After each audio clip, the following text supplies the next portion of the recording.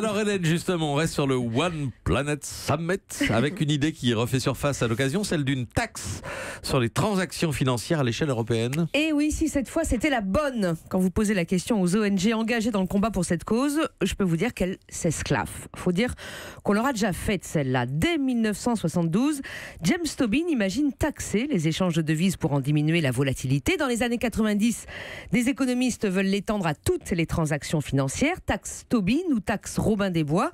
Elle est plébiscitée par ceux qui veulent profiter des flux financiers pour prendre l'argent là où il est et le redistribuer. Cheveux longs, idée courte, répliquent les acteurs des marchés financiers, pour qui tout ça est une idée de gauchiste qui mettrait en danger la compétitivité des places boursières, là où elle serait donc appliquée. La taxe fait pourtant son chemin en patinant, un pas en avant, deux en arrière. En France, Nicolas Sarkozy l'instaure en 2012, en la limitant aux actions. François Hollande en augmente le taux d'un chouïa et sa majorité l'étend aux transactions intra-journalières, celles qui se font dans la journée. Et après des années de blocage, 10 pays européens finissent même par se mettre d'accord sur l'idée d'une taxe commune. Caramba, encore raté, comme dirait Vincent Hervouet.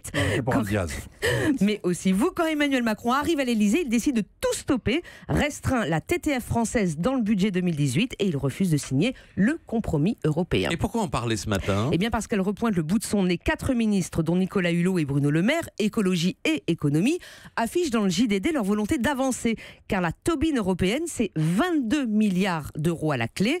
À quelques heures du Green Summit, le message se veut optimiste. La France encourage l'Europe à s'engager dans la solidarité internationale. Et pourquoi les ONG sont sceptiques ? Eh bien parce que dans le texte des ministres, comme dans le discours sur l'Europe d'Emmanuel Macron à la Sorbonne, le flou est soigneusement entretenu. Et quand c'est flou... Oui, d'accord. Et bien quand c'est flou, il y a effectivement un sacré loup entre une taxounette et une vraie taxe. Taxounette, c'est ce à quoi serait prêt le président au niveau européen. En gros, une taxe, mais sur le modèle français, sauf que personne n'en veut plus, et qu'en plus, elle ne rapporterait que 4 milliards.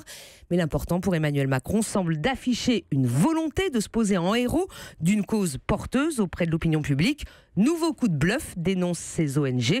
Aucune annonce concrète ne devrait intervenir aujourd'hui, mais l'honneur du président français est sauf. Il pourra dire « moi, je veux bien ». Ce sont les autres qui bloquent. Évidemment. Hélène Jouan. Axel ? Oui, mais comme vous l'avez dit, Hélène, cette taxe, ça fait 50 ans qu'on en parle, cette taxe internationale. On n'a jamais réussi à la faire.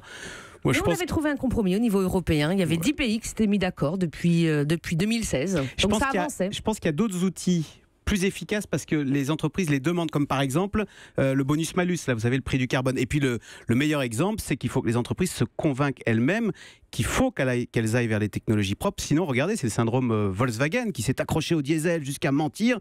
Et à la fin, c'est une impasse. Donc les États n'ont plus rien à dire et doivent laisser les entreprises choisir toutes seules. Taxe internationale, bon courage pour que ça marche.